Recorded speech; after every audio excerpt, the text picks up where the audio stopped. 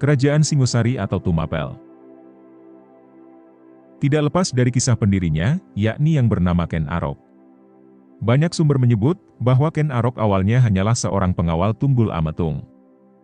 Tunggul Ametung adalah seorang aku, atau setara camat di Tumapel. Dan Tumapel sendiri merupakan salah satu daerah, wilayah kekuasaan dari Kerajaan Kediri. Yang pada masa itu, diperintah oleh raja yang bernama Kertajaya. Yang berkuasa pada tahun 1185 Masehi, hingga tahun 1222 Masehi. Pada masa itu juga Kerajaan Kediri dinyatakan runtuh.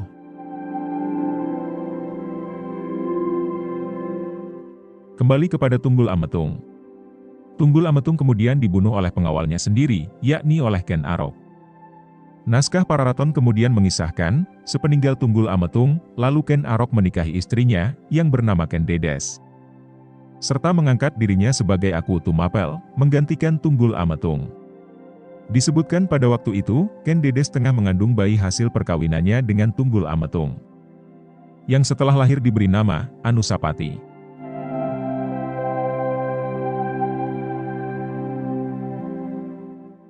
Setelah menjadi aku Tumapel, kemudian Ken Arok bersekutu dengan para pembesar Kerajaan Kediri.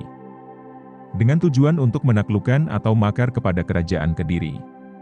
Serangannya pun berhasil, hingga memaksa Raja Kertajaya, atau Raja Kediri, menyerahkan kekuasaannya kepada Ken Arok. Ken Arok kemudian memindahkan pusat kekuasaan ke Tumapel, dan mendirikan kerajaan yang diberi nama Kerajaan Tumapel. Yang pada akhirnya lebih dikenal sebagai Kerajaan Singosari.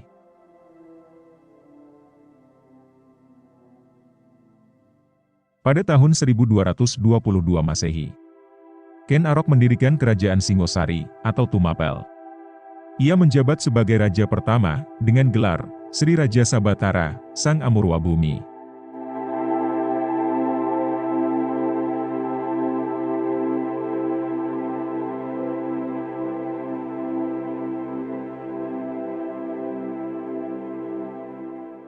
Dalam pergantian tahta, pada tahun 1247 Masehi, tahta Kerajaan Singosari digantikan oleh Anusapati.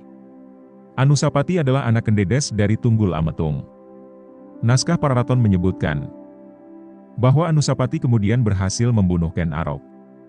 Melalui tangan pembantunya, lalu menjadi Raja Tumapel yang kedua. Anusapati kemudian menurunkan raja-raja selanjutnya, seperti Wisnuwardana yang berkuasa pada tahun 1250 Masehi, hingga tahun 1272 Masehi.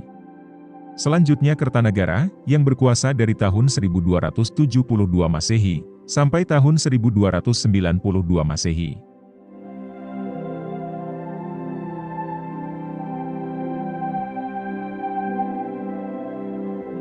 Baik sahabat Nusantara.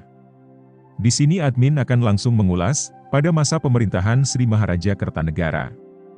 Kertanegara merupakan raja terakhir Kerajaan Singosari, yang berkuasa mulai dari tahun 1254 Masehi. Sumber lain menyebutkan mulai dari tahun 1268 Masehi. Ada juga yang menulis berkuasa mulai dari tahun 1272 Masehi. Akan tetapi dari ketiga sumber tadi mengenai akhir kekuasaannya, semuanya sama, bahwa kekuasaan Kertanegara berakhir pada tahun 1292 Masehi.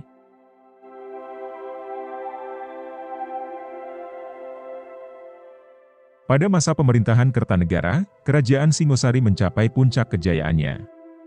Dan wilayah kekuasaannya disebut-sebut mencapai Bali, Sunda, sebagian Kalimantan, dan sebagian Sumatera. Kertanegara merupakan salah satu raja yang membawa Kerajaan Singosari pada masa puncak kejayaannya. Namun ia juga menjadi raja yang membawa Kerajaan Singosari pada masa keruntuhannya. Hal itu terjadi karena Kertanegara justru lebih fokus pada strateginya dalam mengembangkan kekuasaan wilayahnya. Oleh karena itu, ia justru abai dengan pertahanan yang berasal dari dalam kerajaan itu sendiri.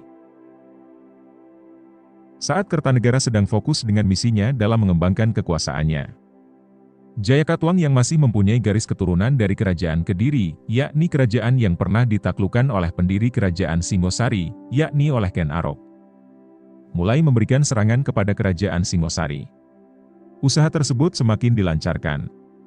Karena Jayakatwang dibantu oleh Wiraraja, yang sebelumnya sudah pernah dijatuhkan dari keraton. Terjadilah peperangan, sehingga menewaskan Kertanegara. Meninggalnya Kertanegara, kemudian menjadi akhir dari masa kejayaan kerajaan Singosari. Kemudian wilayah Singosari dikuasai oleh Jayakatwang, dan ia membuat ibu kota baru.